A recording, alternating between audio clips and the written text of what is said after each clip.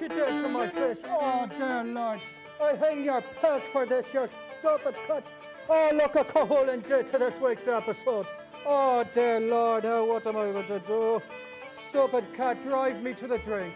Speaking of driving me to the drink, let's read some fan mail. This week we've got a nice little letter from Nina O'Neill. Nina O'Neill writes, Dear Chef O'Halloran, I'm a freshman at Central Washington University and I haven't been in the Lord's house in over a month.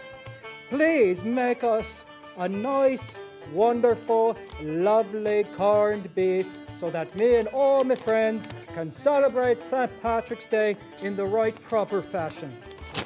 What sort of class of fan mail is this? I told you once and I told you all again, I'm saving that corned beef in me mam's icebox for his little boy's confirmation. And oh, that poor little Mikey O'Gallaghan, battling the galloping consumption. But no, Nina O'Neill, you don't seem to care for him. Oh, the likes of you are not getting corned beef. This week, you're getting boiled cabbage. That's right. And it's more than you ignorant Yanks deserve. Okay. Now, to make a nice boiled cabbage like this, you cut it in half, and then you can use a George Foreman grill. If you have a job, then you probably have a stove. Or if you're as useless as Nina O'Neill, you probably don't have to worry about that. So what we do is we put this here and let's leave the fish in. Once it's boiled out, it won't be so bad. Hello. Oh, Lord. They're coming back for me! Hey! Get away! Get away, you little demons! I'll fight you! Okay. Listen! Fine. Oh no!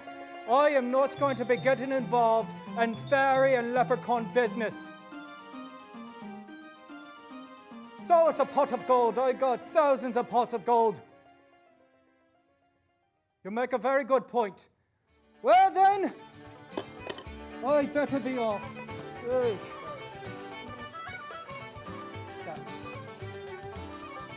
Cahoolin, keep out the roustabouts in the shop. I sail for the sinful shores of America.